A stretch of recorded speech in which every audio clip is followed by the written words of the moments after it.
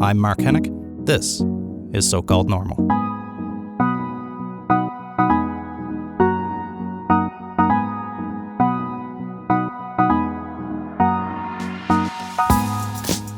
Hey folks, welcome to So-Called Normal. I'm Mark Hennick. Today on the show we have Canadian icon, an Olympic icon, Silken Laumann, multiple-time Olympic medalist.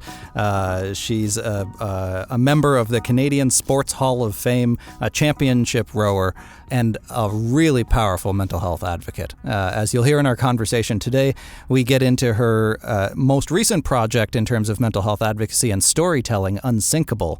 Head over to weareunsinkable.com and you can see more about that, sharing stories of not only struggle, but of recovery, inspired by her own really incredible stories of recovery that she's been sharing across the country in her speaking engagements and in her book. I say near the end of the episode, and I hope you'll listen all the way through because it was a really interesting conversation, that I've never felt like I've had more in common and so connected with somebody in terms of how they view mental health and recovery. So this was a really fun one for me, and I think you'll enjoy it too. So here's my conversation on So-Called Normal with Silken Laumann.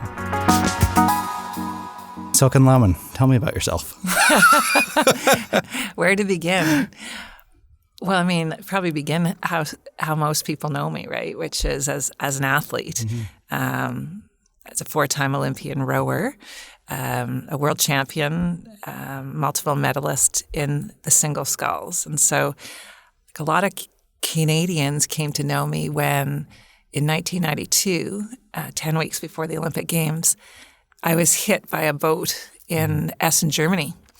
And it was a men's pair from Germany. And my boat shattered, driving 200 pieces of wood into my lower right leg. And the doctors told me that, I wouldn't be able to row again. Right. And where were you in you're already a world class rower at that point. Had you already won? Yeah, I was at that point a world champion. Right. I was the defending world champion going into the Olympic Games. So it's interrupting you right at the top of your game, basically. Yeah, 10 weeks before the Olympics. Wow. Yeah. Wow. And so I was known to a lot of Canadians as that person who overcame that accident 10 weeks before the Olympic Games, because 10 weeks later I went to the Olympics and I won a bronze medal. So that was, I guess, the public story of who I am and my athletic journey. So tell me about the accident itself. And I've heard you speak before. I've had the privilege of hearing you speak before and telling this story, and it's so compelling. So anybody who's listening to this, I hope they get the opportunity to hear you speak live as well. But can you tell me more about when that accident happened? What's going through your mind, and how do you overcome something like that in your life?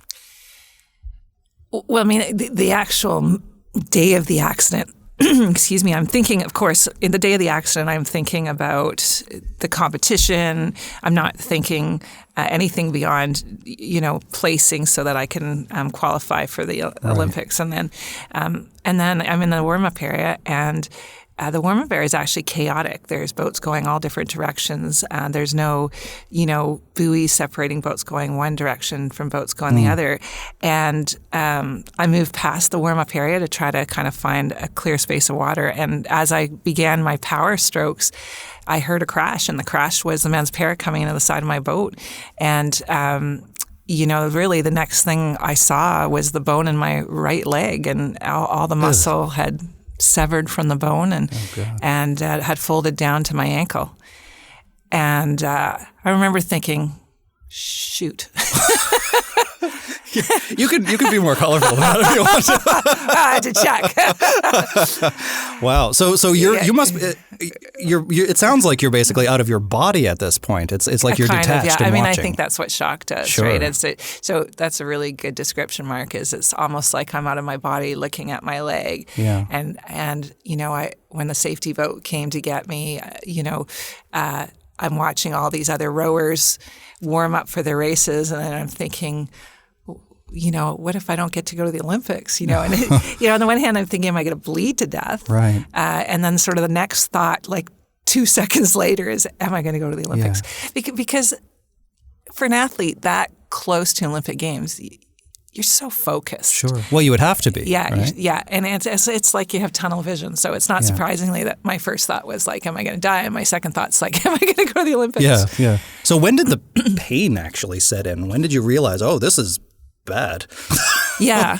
I mean, in the ambulance while I was waiting, how to at sporting events, they often have these volunteer ambulances, but like they're not the real thing. So they're waiting for the real ambulance to come and take me away, and that's, I think, when I started to think, wow, like that is my bone, and like, where's my flesh, and just kind of trying to get my head around it. But I don't think it was until after sort of my first surgery that I realized how serious it really was. Now that rehab process, I mean, 10 weeks. That's 10 weeks from accident to next competition, right? Yeah. That's a really intensive recovery process for anybody, even if you're not training so hard. So how did you do that? And I actually was in the hospital for 3 weeks. Oh, wow. So to actually be in a hospital bed for 3 weeks, 10 weeks before the Olympic Games. And I mean, I think a couple things. One is I never really stopped moving. So even I had an open wound. I had metal screws in my foot and my ankle. But I just kept moving my upper body and thinking that if I kept moving, that I would feel better. And because it was so incredibly depressing too. Sure. You're in the best shape of your life, and then suddenly your doctor's saying to you, the Olympics are over. You're not going to get to the Olympics. You're going to walk with a limp. You might, at the best, be able to row recreationally in the future. And so, I just by like pulling on a TheraBand, felt like I was doing something. And I think because I was in that athletic mindset, and still am. I always move every single day. It was also empowering, right? To be lifting little hand weights in my hospital bed, and then after 10 days. I was transferred from Germany, because the accident happened in Germany, to Royal Jubilee Hospital in Victoria. And every day I would get onto sort of the stationary bike, and I couldn't pedal it, but I could. It would be on top of a bed, and the pedals were taken off, and a set of hand grips was put on, and it was like basically a crank cycle, a modified Monarch bike that was a crank cycle, and again it was just not ideal Olympic training, but it was something that I could do. And that's really how I recovered, was just doing whatever I could do, whatever I could think of doing to kind of simulate rowing until I could row again. With it, yeah. Did at any point especially in the first 3 weeks, but really over that 10 weeks, you think, I can't do this? Oh, I think every day. Like it was so, I had 5 different surgeries in 10 days, and after I had a skin graft, so I had a skin graft, and they took a big chunk of skin off my thigh and put it on to the, to the area where I'd lost so much skin on my lower calf, and I was just thinking, like, how's this going to work? So I had this visual reminder every single day of that I was badly injured. All I had to do was look down. I couldn't even stand up for more than like a minute without my leg going bright purple because of all the circulation damage that had happened. So, it's funny, it's ironic, because had I been any other kind of athlete, I probably couldn't have done it. But because I was a rower, and I didn't have to stand, where your legs are out in front of you, and you're using your legs incredibly much, but you're not using your calves, your calf muscles, as much as like if I was a runner or a swimmer or something else like that.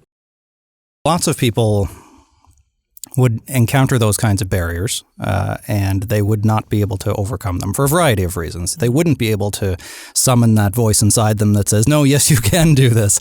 But somehow you were able to. Was this do you think it's because you were an athlete that you already had that determination, or was it the determination that came first and made you go into athletics? What pushed you to silence that voice?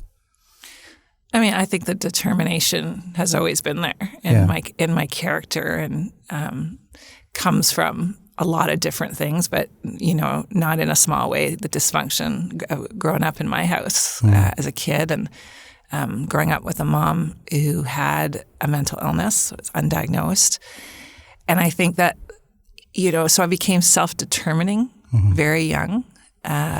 Sort of this sense of I was going to create my own reality. So I think sometimes challenges in life like that, especially when you're a kid, they either crush you or they make you super focused and determined. And fortunately, in my case, it made me very focused and determined. And I had this fierceness, I think, a stubbornness that has held me in good stead in crisis in my life, like this accident. Can we explore that a little bit further if you're comfortable? You mentioned your mother, your childhood. And I want to do that because I really relate to it, actually, in a lot of ways. You know, I am one of those people who developed this idea that nobody's going to do it for you, so you have to do it yourself kind of thing. I was because nobody was there to do it for me, right? So can you tell me a bit more about your mother's struggles and how that impacted you? You said she had an undiagnosed mental illness. Yeah, well, unfortunately, like with my mom, she's never sought help. So we're always kind of guessing. Sure. And I think that's true for a lot of people, right? Yeah, especially in that generation. Like I like in the 50s and 60s, people didn't talk about mental illness. If you actually did have a mental illness, you just disappeared. And they actually had asylums back then where, women went to, men went to, and never came out of. And especially for women too, right? To be called hysterical and discounted because of their struggles. Yeah. And really, it was probably a medical condition she was struggling with. Exactly. So is your mother still alive today? Yeah, she's still alive. She is, great. Yeah. Great. Yeah. And so I think, growing up, we never talked about it. We never talked about mom. And she has my mom's really creative. She's a sculptor.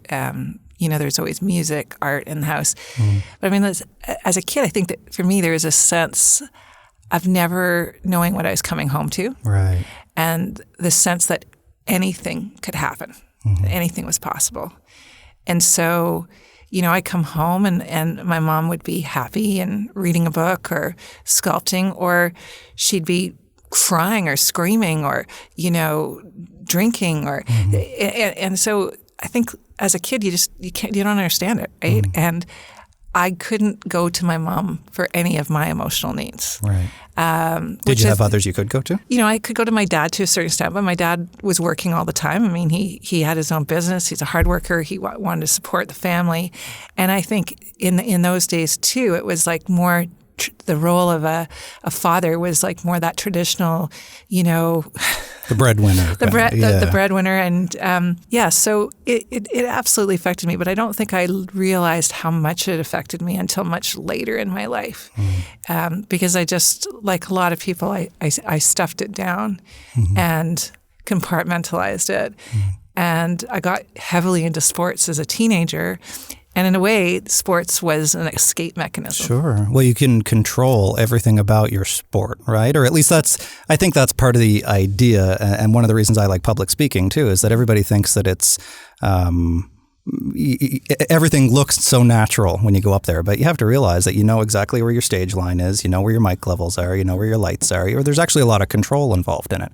And I would think, too, that in your practicing for sport, that idea, this is something that I can do to get better at, that it's within my power, within my control, right? Yeah, and of course, I don't think it's that rational when you're a young person, right? Like you sort of can look at it as an adult now, and to me, it was a way to get out of the house. It was a way.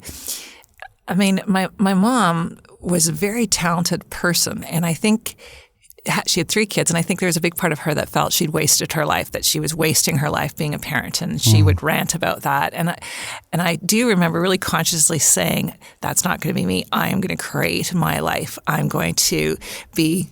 An Olympic champion. Yeah, I'm going to be an Olympic champion. I'm going to write books. I'm going to be successful in business. I'm going to be able to do, and that started super early, and it was a way to escape the reality of what I was living and create my own reality. And so I think that's really what the driver was for me, was to create my own life, and nobody was going to have control over me. Nobody was going to define you. Yeah. Right. Has your mom ever acknowledged your success? I mean, you've been massively successful. Has later on she acknowledged that? It's hard when you're. My mom still has a mental illness, and she lives in her own world, and so those kind of conversations, they can't happen with my mom. I think it's hard for her to really empathize with people in general, and definitely with their kids. So the kind of conversations and relationships that you can have with somebody who is healthier, they just can't happen with my mom. And so there is no resolution. There's no, let's talk about what happened as a kid. Let's talk about, let's move on. I mean, she's still mentally ill. And so there isn't that kind of moving on and not being further damaged. And so, I have to, as do my siblings in many ways, protect myself. Sure. Because it can be emotionally really toxic. I think this is a really important strain for a lot of people, because I think we have this Hollywood ideal vision that someday you'll achieve all the things you ever set out to, and then everything will be, hallelujah better with the people who've hurt you. And that actually seems to be rarely the case, right? I think forgiveness is more for us than it is for other people. Yeah, and I think, there's this sort of taboo, I think, in our society, and that taboo is that to not have a relationship with your parents is a sin. Yeah. And that family is everything. And so those of us who have families that don't function in a traditional way, which I've later found out, yeah, exactly, is not so traditional, right? This so-called normal family. Okay, let me rephrase that. These families that are, there's some toxicity, that there's some extreme mental illness in it. Yeah. It's like those conversations don't happen. Right. And despite your own healing and despite your own moving forward in your journey, there's not going to be that lovely resolution where everybody kisses and makes up. I mean, I think I've had it with the people in my family, like my dad and my brother and my sister, and to more of a degree. But it with my mom, I don't know if that's ever going to happen. So it has to almost for me happen on a spiritual level. Right. In my heart, I absolutely forgive her and love her and really understand that, she never did anything to hurt us on purpose, and that she is a human being in the world really doing the best she can with what she's been given and her experiences growing up in the war, all sorts of things that probably contributed and compounded her initial issues. But it doesn't mean that we all, run through the meadow and live happily ever after either. Well, and it doesn't mean that you endorse the behaviors or celebrate the mistakes that were made, or anything. All that stuff is still there, but you can still move on past it knowing that person is who they are, right? Yeah, exactly. Now, what about your siblings? How was it with them growing up, and how is it with them now? So I have a brother and a sister, and I think so. I wrote a book about my experiences, and I published that 6 years ago. It's called Unsinkable, and I think in some ways, and I've heard this over and over again, people who've written books or told their stories, they often tell it publicly for the first time. And it's the only way to get like for me, it's almost like the only way that I could tell the story was to tell it publicly. Right. As weird as that sounds. Not at all. I just finished my memoir. It'll be out next year, and I had a very similar experience. Yeah. On the one hand, you're writing it in the privacy of your own home, right? And it's a very internal process. And then when it came out, it's not like I told the story first to my mom, and then I told it to my dad, and then I was like, here it is. Yeah. And so obviously that was hard for them. Yeah. And my brother, his reaction was very much like, this is exactly what happened. And if I'd written a book, it would have been probably a lot more dramatic. And my sister's, it was around total denial. Sure. And then I think both my mom and my dad were pretty upset. And so I had to really navigate that. And that took a lot of courage. It was really hard. And I had to be in a place in my life where I was really strong with my story and my truth and my experiences and just who I was. I had to be in a really healthy spot, because when you're a public person and you share a story like this, it is going to trigger some people. Absolutely. And I remember talking to my counselor before I went on my book tour, and he said, look, the vast majority of people, this will actually really resonate, because to your point, Mark, everybody's family has some dysfunction, right? And there's going to be like pieces of this that will resonate for people. But he said that once in a while there'll be somebody that it touches them in a way that triggers something really big. Yeah. And when that person comes up to you, you need to say to them, "Thank you for sharing," because that is their experience. Whatever they're feeling, whatever they're throwing at you in that moment, it's real for them. Yeah. And that's exactly what I did. And it didn't happen very often, but I couldn't have done that had I not done that intense personal work in the years preceding. One of that was initially one of the big struggles for me too, was realizing, my sister, I haven't shared the book with many people, but my sister, as I talk through some parts of it, because I find my writing process is that you think about it, you talk about it a lot, the story kind of forms, and then you edit and you do all that stuff. But she said to me at one point, Mark, why are you always talking about all this trauma stuff in childhood? It's like, Christy, my sister's name is Krista. Krista, you were there. How did we not experience the same thing in the same way? But it's very much the case. There's the truth of the events that happen objectively, but everybody in the room receives that truth in a different way, it seems. Everybody processes it in a different way. Yeah. I mean, I always say that, there's the facts, there's things that actually happened. The police came to the door, or, the threat was made, and then each of your siblings responds differently. And the thing about memory is it is imperfect, and trauma really causes imperfect memories. Absolutely. And it also causes, in a lot of families, blockages where you literally don't remember. I remember reading about this long time ago, people that wouldn't remember their childhood, right? And they don't, and I think how could you not remember stuff? But, I see that in our family, that there's things that are not remembered by, one of my siblings in particular. And that's you just have to realize that's actually real. When the trauma has been so severe in certain instances, they've just completely shut down. Yeah. So it's not just that they're interpreting it differently or they're telling the story differently. They're actually not remembering it. Right. Absolutely. Now, did you find in writing Unsinkable, and now especially that it's been a few years out from it, was the writing process itself healing for you, or had you already largely healed before doing the book? I think I largely healed before doing the book, but I think the writing was an act of courage. What do you mean by that? I not only had to deal with my stuff, but I had to have the courage to tell it out loud. And knowing that I was also going to be facing my family. And that was totally terrifying to me. And the process, I ended up enlisting a writer to help me write the book, even though I'm a writer. Right. And it was because I couldn't get any objectivity on it. Sure. And to have her kind of, have that kind of bird's eye view on what was happening and help me find the storyline and all that stuff. But a lot of it was because I was so emotionally involved in the story.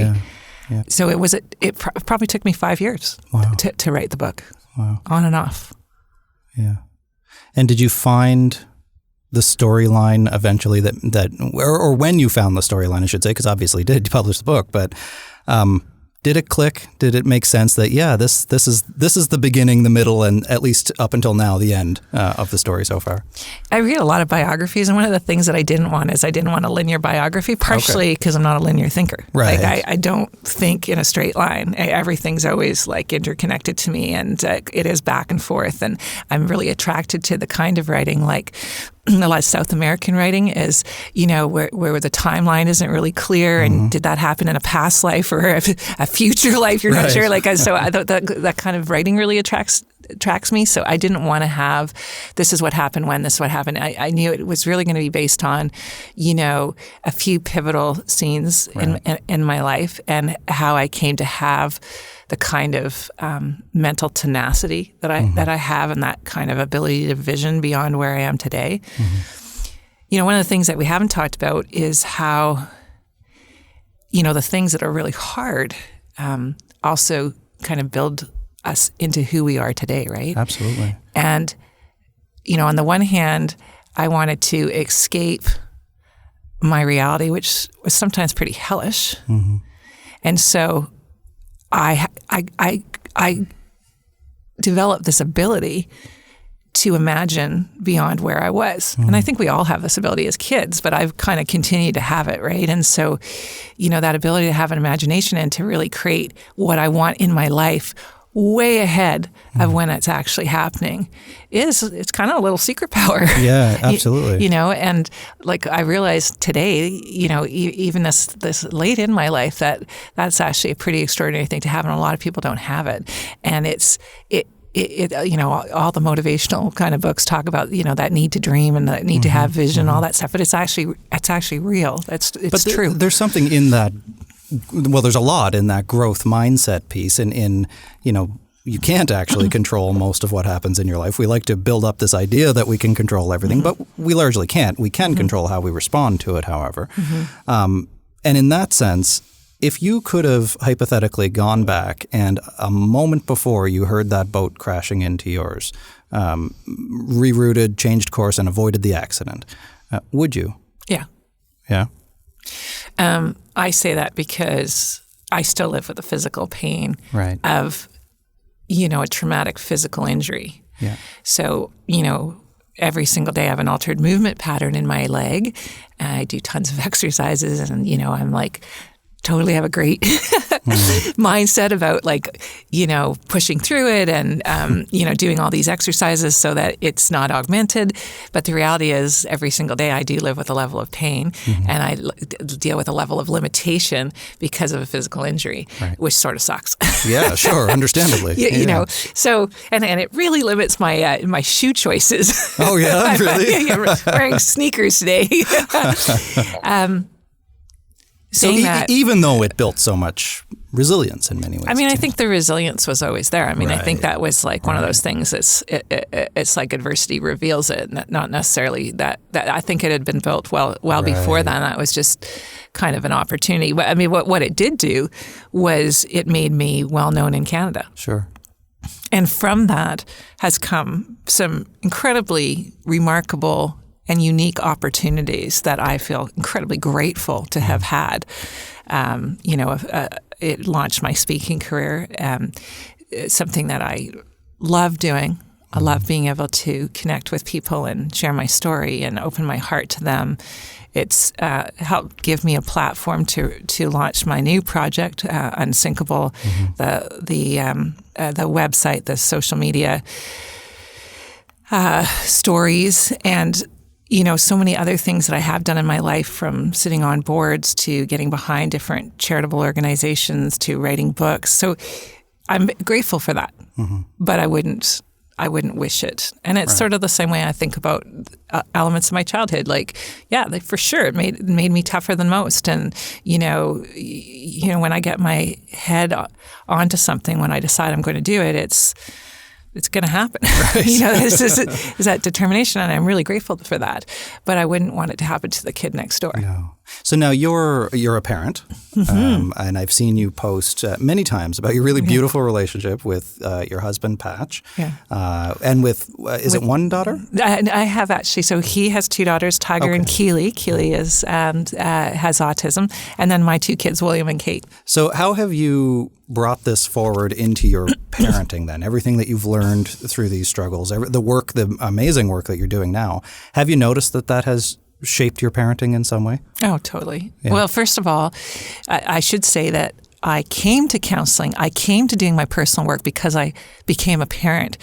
And fairly early on in their lives, like when they were still, sort of 3 and 5, I realized, okay, despite all my best intentions, the past is coming forward. Sure. And is affecting my parenting. It turns out we can't push it down. It's going to find ways to come out. Exactly. Yeah. So how was it affecting your parenting, did you find? Rage. Rage, yeah. And,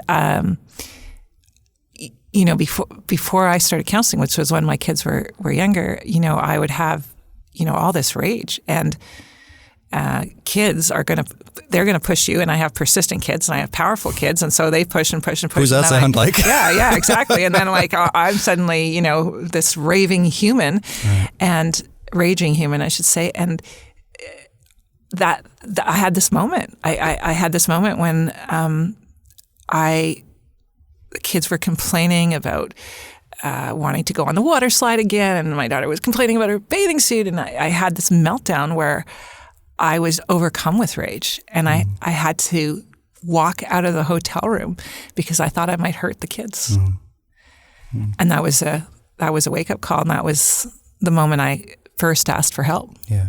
Did that surprise you when you had that kind Scared of reaction? the crap out of me. Yeah. I mean, I love my kids beyond life itself, and that I could feel so intense, and that was my motivation for going to see a counselor for the first time when things started to get hard in counseling, when you move beyond, having a few tools, right, to help you get better, and you start really doing the things work, back. as they say. Yeah. Counseling's supposed to be hard, by the way. Yeah. I don't think people realize that, and then when it gets hard, they run very often from it because it's hard work. It really is. But that's what you have to do. It's supposed to be hard. Just like training, just like exercise, it's supposed to be hard. It's going to be hard. But what I say to people, like I can say now in retrospect, is that it's harder to keep Pandora's box closed. Absolutely. Right? You don't realize an amount of psychic energy and the amount of lessening of yourself that goes on, trying to hold it back. Yeah. And so, yes, counseling is hard work. And there's points where there's so many places you don't want to go when you go on that counseling journey. But in my life, I really see that those moments of intense discomfort that happen during that counseling journey, they're actually pretty short-lived from the perspective of your whole life. Yeah. And to carry them with you, it's going to take more energy and cause more pain. So there were my kids, and I realized I'm going to screw up my kids, and I got motivated. What was the relationship like with your therapist? I mean, this requires a really trusting relationship to be able to be that vulnerable and to do that hard work with people. So you found somebody right away who was good at that? Fortunately, and I mean, I now get asked by lots of people, who I would recommend and all this kind of stuff. And, I wish I had a list in every city of everybody that's good. And I'm starting to actually compile that list. I've got one for Victoria now. Yeah. Some of it is referral. This counselor was referred by a friend of mine. I guess because I'm fairly coachable, and I knew the coach was good. I kind of had that instinct with him very early on. And he had lived experience. He'd had a lot of lived experience. And so, to hear him bring in his own personal experiences into the therapy sessions and explain where he'd been, I was like, okay, this guy's walking the walk. Therapists are so scared to do that. And there's a good way and a not so good way to do it. In psychology, they call it the safe and effective use of self, that knowing why you're telling the story, if you're telling it for you as, the therapist who's trying to heal, or are you telling it for the benefit of the client. But every therapist that I've ever had who's shared something personal about themselves, it's immediately formed a bond that's made it easier for me to open up too, I found. So now what kind of skills or things did you learn about yourself or about recovery in therapy that really started to unlock things for you? It's interesting because I think when I started, I felt that I was going to get some tools, right? And then I'd be able to just call on these tools. And it didn't for me really work like that. For me, the most important thing was to develop a sense that what happened was wrong. Because I think the lies that I'd been telling myself about it and that other people had been telling me about it were incredibly damaging. What kind of lies? Like that it wasn't a big deal? It wasn't that bad. Yeah, it wasn't a big deal. And so here I was having all of these emotions, and then I was being told and telling myself it wasn't a big deal. Right. That it's invalid. Yeah. So I wasn't validating my experience. So that was probably the most important thing in the process for me, was validating my experience. This happened. It was messed up. I was a kid. And if this happened to another kid, if this happened to my kid, that's actually abuse. And to own it and to say, and look at it with that lens. And I think that allowed me to finally kind of forgive myself for, I don't know, it's kind of weird, but I think as a kid, I took it on, and somehow made it my fault. And the fact that I was having problems in my life and having problems being the perfect parent when my kids were little, was also, it was obviously related to, growing up, but I hadn't put it together. And so telling myself the story was really, really important and ended up being probably the single most healing thing. I read recently an article that was titled something to the effect of that trauma isn't your fault, but recovery is your responsibility, right? That you can't help what happened to you. That's other people's fault. But now what?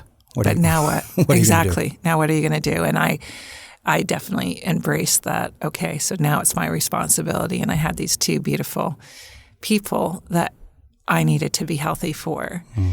And I think the other piece I certainly talk about when I give presentations is this idea of self-love. I didn't have it.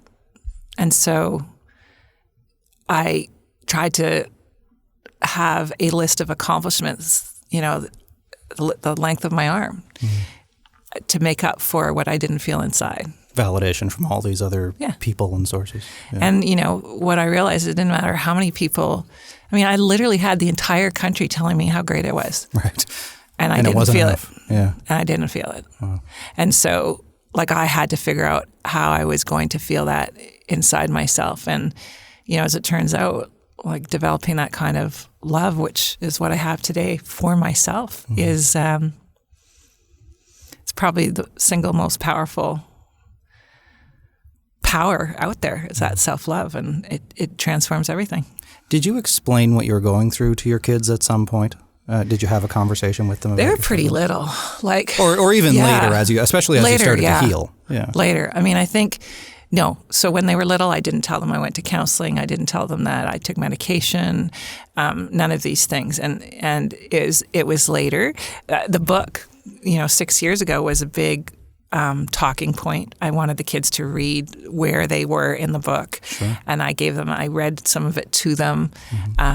I wanted to make sure that they were okay with the way they were represented in the book. I don't know if they ever did read it, but they both could read, and they were given that opportunity. And I said, I did read actually some parts out loud that I thought might be more revealing of them, right? Yeah. But it started this amazing conversation in our family around mental health and seeking help and not always having all the answers and getting overwhelmed and, the role that counseling plays in my life and sometimes in their lives. And, I think it just created this wonderful openness in our family about mental health, and 100% know that my kids seek help when they need it, and they have a very different relationship with their spiritual and emotional journey than I did when I was 19 and 22 years old. Sure, yeah. Now you mentioned so you're a mother to two and a stepmother to two, one of whom has special needs. Yeah. How have you been navigating that? That's a whole different ballgame when it comes to parenting, right? Yeah, it's so I think you're referring to Keely, my oldest, and she lives with us full time. She's my husband's daughter, but she's been living with us for 10 years, and she is profoundly affected by autism. She has bipolar disorder. She has epilepsy. Oh boy, yeah, it's layer upon layer of complexity with her. She intellectually operates around 3. There's all of these things that go on with Keely. Saying that, I've often said that in some ways, definitely when she's having good days, she's less work than the other teenagers, right? Because, you give her an apple, she's happy. You put the music on, she's happy. The rest of the time, that 15, 20% of the time, it's a shit show. Right? Yeah. So it was a totally different world. So my kids, when Keely came into their life, Keely was maybe 13 and they were 9 and 11. And all of a sudden there's this person who's raging and, screaming and pulling out her hair, and I'm afraid of her, and she's triggered, and my husband's trying to calm us all down. And it was it was interesting stuff, and it took a few years, but we kept by this time, I'd already, come to know myself quite well, and had done some therapy, and I had a counselor that I could call when things were really going wild in the house. And I think it's been an amazing opportunity for my kids. Yeah. I mean, it gets real pretty quick when there's a crisis in the house and your kid is screaming and pulling her hair, and the other kids are kind of like, ah. Yeah. Everybody likes to think they're a big shot until they get boogers wiped all over them. And So if you're pretending to be normal. My son is 22, and he looks after his older sister, Keely, now. He when we're traveling, he comes home and looks after her, puts her to bed, wakes her up in the morning. The kind of empathy and compassion he's developed as a human being is pretty remarkable to see. Yeah. My daughter, she's at Harvard, and for her interview at Harvard, she talked about what it has meant to grow up with Keely, and the things that she had to learn about others in order to, be happy and understand the environment that she was living in. Like it's kind of cool how stuff that's really hard, right? Yeah. Well, and I think I'm fascinated by the idea of whether or not we like it. Challenges happen, and then we can choose to learn something from them, right? Because that's just our way of being. Yeah, and it was a big thing when I think about it now. Like, I fell in love with this man, and I knew that we were meant to be together. Like, literally the first day we went on a date, I came home and I said to my girlfriend, "I've met the man I'm going to spend the rest of my life with." Oh, wow. And it was just that certainty that I'd met somebody that I could go toe to toe with in life, and that I could walk step by step with, and that really was like we were kind of equally matched in so many ways, and it's such an unusual thing, to find. Well, and you have a lot in common. For listeners who don't realize, Patch, of course, is the CEO. Is that his title? Yeah, he's the owner of he started Good Life Fitness. He still owns Good Life Fitness, which is the largest fitness empire. Certainly in Canada, but probably elsewhere as well. Yeah. So you have a lot in common in that respect, yourself being an elite athlete and him being so involved in fitness. Yeah, there's the fitness. I think that we're both dreamers, that, his dad died when he was 8. He had to struggle. He's sort of like an entrepreneur at heart, driven, visionary, all of those things. And we both have these huge personalities. And I don't think I'd ever been with somebody that I could fully be who I was without scaring the crap out of them. And so, when Patch and I met, like to be with somebody who doesn't matter what you say or what you dream up or what you talk about in your life, he's not going to be like, okay, I feel less. Right. And I think especially as a woman, when you've got this big personality and these big ambitions and these big dreams, and like I think it intimidates. It intimidates people, and for me, it intimidated a lot of guys in my life. Right. And somehow, in other relationships, I had always felt like I had to play smaller to not scare or to not make the other person feel less. Right. And, again, that's my fault. I probably shouldn't have ever done that. But, to be with somebody where I don't have to do that, it's been I'm so grateful for it, and has allowed me to fully walk into my power, I think, as a woman. What does that look like for couples who don't really get that? It sounds to me almost like you're each other's coach in some ways, inspiring each other to do more, not to do less, to be bigger, right? Yeah. So what are the small ways that he encourages you, inspires you to do more rather than to shrink away? Yeah, that's a great question. Like, I think a lot of it's through example. Like, I see somebody who he just got his guts, right? Like, it's like, I'm going to do this. And then he goes out and does it. And he'll tell me what he's going to do, and I'll think, you don't know what you're doing. Like that's never stopped. Right? Like, you don't know what you're doing. You're just going to go out and you're going to like this road to mental wellness, that he put on. Like, I have had a lot more experience with mental health stuff than he has, right? And he was really inspired by what I was doing with We Are Unsinkable and like the storytelling component, telling other people's stories. He's like, we're going to do this across the country. And I'm like, part of me is just like, what? Yeah. And then stay in your lane. No. Yeah, stay in your lane. Exactly. exactly. And then he just goes out and does it. Or like, I'm going to buy some, clubs in New Zealand and I'm going to turn them around. They're going to be like, and what I found inspiring about Patch, and I still do, is like how quickly he moves from thought into action. And how he doesn't doubt himself. Right. So even if there might be a stumble or mistake along the way, just push through. Right. Totally. And I'm much more like, okay, I have an idea, and like, oh, I should think about it, and then I should consult with everybody, and really can do it. Am I smart enough to do that? And like, could I do it? Should I do it? And like, there's this whole delay that happens because of my stupid, second guessing myself left, right, and middle, and eventually.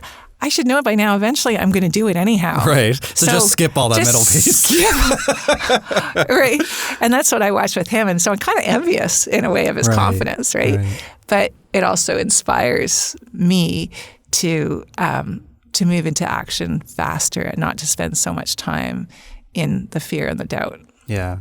I love how, and I think people will be able to hear this when they listen, but in case they don't, I love how you light up when you talk about your relationship with your husband. It's really refreshing. It's beautiful. Thank you. Thank you. Now, you mentioned Unsinkable, though. Tell me more about that. It's come up a few times here. It's one of the main reasons we're talking today. So I wrote this book 6 years ago now, and I didn't know if there would ever be another side. Like, okay, so I write the book, and is that the end of the story? Do I talk about mental health? So then I started talking about my story, and that didn't feel like the end to me, and it didn't feel like something I wanted to do indefinitely either. So, of course, I wrote the book, then I'm invited to speak about my story. That's not something I wanted to do forever. Mm-hmm. I wanted to create something that could help other people. And I kind of came back to this theme that has run throughout my life, which is that I've always heard other people's stories. Mm-hmm. When I had my accident in 1992, and I was seen as that woman who overcame the near career-ending accident 10 weeks before the Olympic Games. So everybody told me their story of physical adversity. Mm-hmm. I heard so many stories of, a man who'd had polio and couldn't walk, and then he, in his 50s, he did an Ironman, and my niece, she's in the hospital and had a compound fracture, and she went, and it on and on. And I thought so many times at that, I think, wow, people are inspiring. Yeah. Like their stories, like how come this story there should be a newspaper called the Good News newspaper about all these amazing people. People want to share their stories. Yeah. This has been my experience too. You just have to ask. It doesn't take much to get people to tell their story. That's true. So tell me about the stories that you've been collecting through Unsinkable. Well, they're deeper stories. Yeah. So they're and just one thing I would say is that, like, when I told my story in Unsinkable and I was so afraid, a remarkable thing happened, and that was that people came forward and started telling me their stories, and so many people would say, "Your story is just like mine," or "You've given me courage to go get help." I now see that the rage I've been feeling, that actually is depression. And like, thank you. Because I would normalize it in the way that I talked about my experiences. I just would be kind of a little bit matter of fact about it because, at that point I told those stories many times. And so really Unsinkable is based on the website, the social media channel really is based on this idea that everybody has a story and that our stories are powerful. And when we tell stories on Unsinkable, they're mental health stories, they're physical health stories, they're about people who've been through physical adversity. But it's always through the lens of, could this story be helpful and hopeful to another person? Right. So there are tons and tons of stories for instance, in the mental health community. Not all of them would give hope and help to others, and that was for me my personal lens that I wanted to use when it came to Unsinkable. Is that I wanted to, a 19-year-old to go onto our site and find some stories that would be helpful to them and maybe move them into action in their own life. The other kind of premise behind it is that lived experience matters, and that we have a lot of the answers around mental health in the community of people who struggle with mental health. Sure. And so like I'm always learning from the people that write to us, their strategies, what they've struggled with, what's helped them. And probably the third thing that I wanted to do is I wanted to make a connection between mental health and physical health. Mm-hmm. Like, to me, they're two islands, on their own. Mm-hmm. And that is not real. No. Well, and the science definitely supports this as well. Yeah. Right? There's been years and reams of research to support the connection between mental and physical health. That's right. We live in a body. Yeah. When you go outside and you walk a kilometer, you are going to feel things in your body, and you are going to feel things in your mind, and you're going to feel things in your spirit. Mm-hmm. And you know what? It's all one. And this idea that our physical health could be separate from our mental health is actually crazy. Mm. It's the only time I'll use that word is that, right? It is to think that it's so separate. And that when you talk to people who have struggled at some time with depression or anxiety or some other mental health issue, so often they'll talk about the role of exercise or meditation, and we want to medicalize this issue and make it an issue of like, oh yeah, you need help and you need counseling and you need psychiatry and you need medication, and all of those things can be, and in my life have been, incredibly helpful and have a place. So does meditation, yoga, breath work, exercise, healthy eating. They have equal places because I live in a body. Yeah. And I really wanted to make that a theme in our site, Unsinkable. I've never felt like I've had so much in common with somebody other than my wife before. But it's like we're so intellectually in sync that it's incredible. When I first pitched this podcast to a number of people, I said, there's lots of stories of struggle out there. I hear them every single day.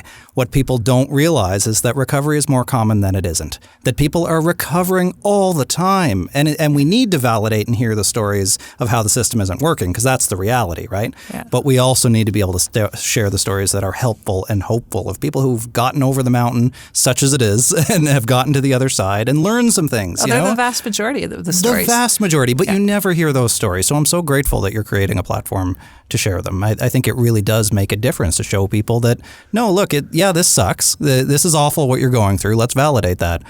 But it will pass. It can pass. And there's things you can do to help it pass. And I think, Mark, this is an extremely important message, especially for that young demographic who may for the first time be told by a psychiatrist or a counselor or a doctor that they have clinical depression, for instance.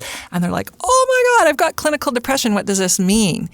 And they may even seek to, or at some level, to be defining themselves by that diagnosis. By the label, yeah. And so, like, in our stories, to meet people who had that label at some point or still do in their life, and they're like living incredibly vibrant, pretty normal lives. Mm-hmm.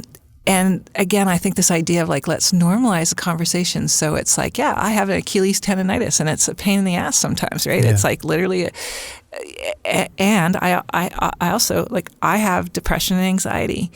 And for me, the way that I look after myself is, I have routine, and I have, I pay attention to exercise and meditation and food and all these things. And then despite all of that, sometimes I'll fall into depression. Sure. And it sucks. Yeah. And I haven't figured out yet how to not have that happen. I've told people before, I've learned how to be really good at depression, that it still happens all the time. But I think you learn a bit each time about what works and what doesn't. And at least for me, I realized that you got to accept at some point, no, this is going to suck for a while and I have to let it suck. Yeah. Right? And I can still get up and work. Yeah. And I can still, get up and need to do what needs to be done for the family or whatever it is. And now I'll actually say to Patch, I'll say, you know what, I can feel it coming. I'm struggling right now. And so I need to be a little more selfish. He is a person who's endlessly extroverted.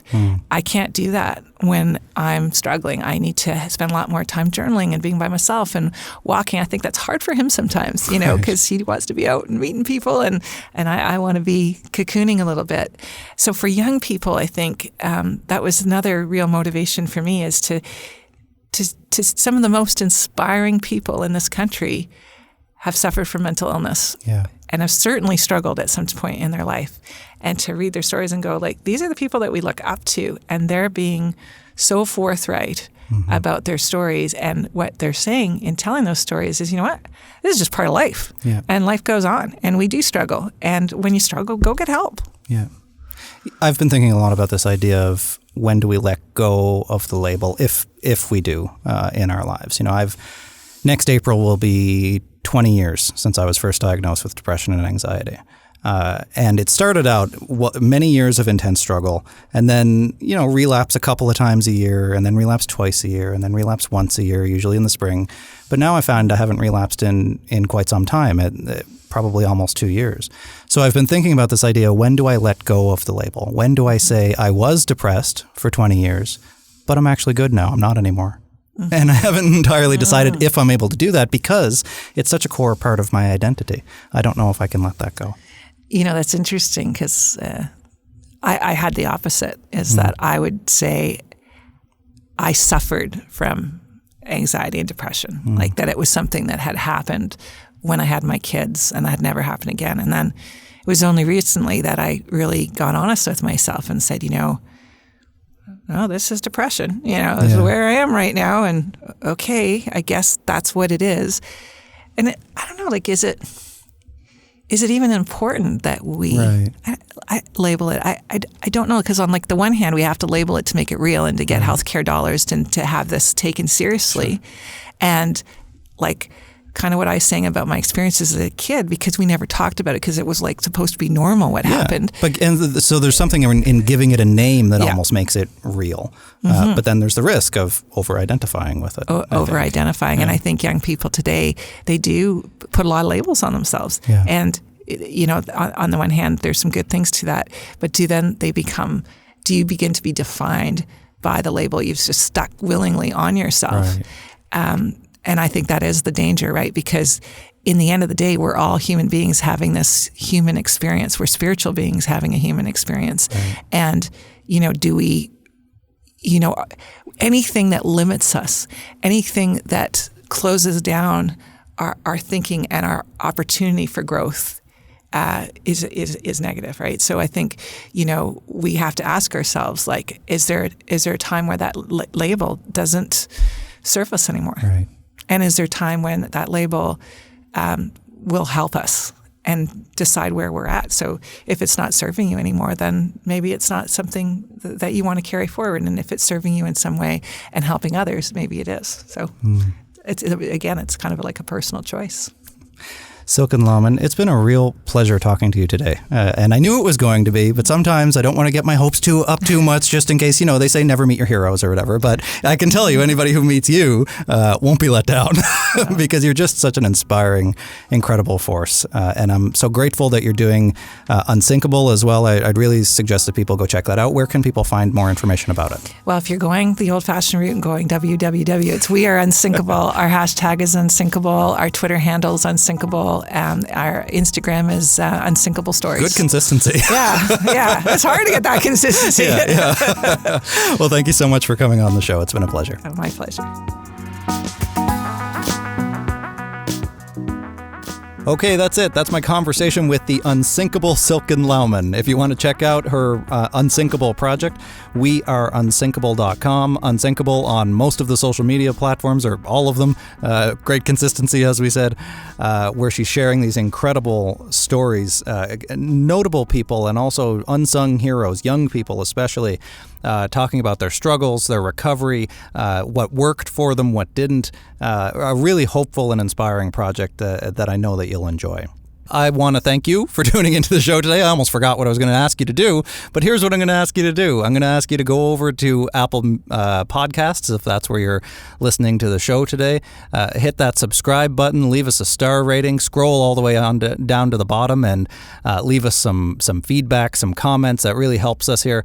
If you're listening somewhere else, because we're available almost everywhere, Google Podcasts, Stitcher, Spotify, Deezer, Libsyn, Box, FM, whatever it is, everywhere. We're everywhere. So wherever you find us today, if they have a subscribe function, do that, but also share the show as well. If you want to tag me either on your feedback or sharing today's episode, I'm on all the social platforms too. It's at Mark Hennick almost everywhere. That's at MarkHenick